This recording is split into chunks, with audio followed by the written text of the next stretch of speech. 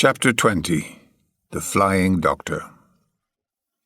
I arrived in Melbourne, Australia's second largest city, in February 1996. It was a nice city, with old green and yellow trams that clinked their way through tree-lined avenues, giving the city a feeling of tranquillity and ease of pace. In some ways it reminded me of Cape Town, as wineries, with exotic-sounding names like the Macedon Ranges, the Yarra Valley, and the Mornington Peninsula enclosed the city on all sides. I rented a house in Toorak, an expensive suburb filled with art galleries, elegant shops and picturesque red-tiled period buildings. Nearby was bohemian St Kilda, where houses with white fretwork handrails and ornate wooden windows, once favoured by gentry, had long been abandoned to students. It was also the centre of the city's red light district.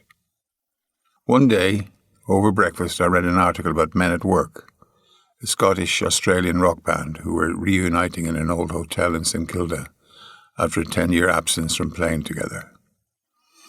They had achieved international success in the 1980s with their hit single Down Under.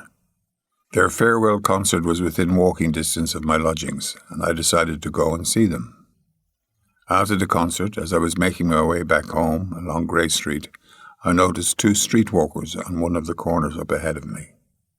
One was bent over the other, who appeared to be in difficulty on the ground, and she started shouting for someone to help them. I ran over and saw that a young woman on the ground was almost unconscious and considered the possibility she was suffering from a drug overdose. "Has she taken anything?" I asked, calling for an ambulance with my mobile phone and identifying myself to the switchboard as a Victorian State Registered Practitioner.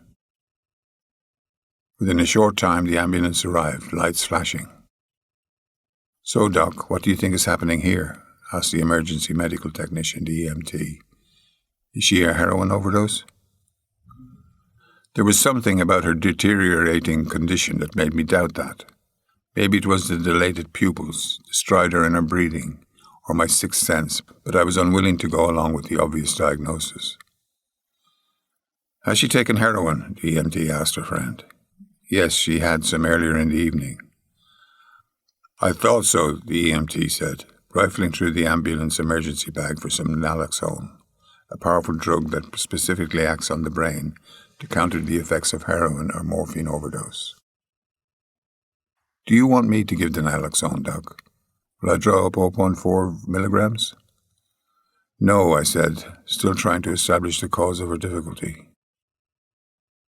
Her case was baffling. Normally, a heroin overdose would have tiny fixed pupils, but this patient had the exact opposite.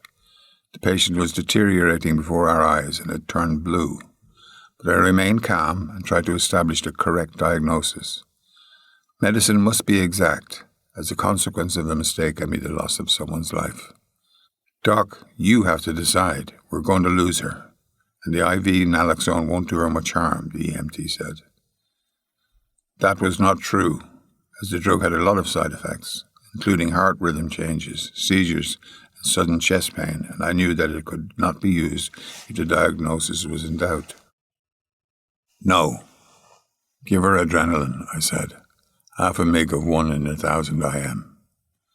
"Adrenaline? Are you sure?" he said, reluctantly handing me a pre-filled syringe. I thrust it into her leg, and almost immediately the patient started to recover. Her first words to her friend were, "Fruit and nut chocolate? I told you I was fucking allergic to nuts." As the ambulance team shepherded the two women away, their leader turned to shake my hand. "You certainly made the right decision there. Who would have believed it? A bloody allergy to hazelnuts.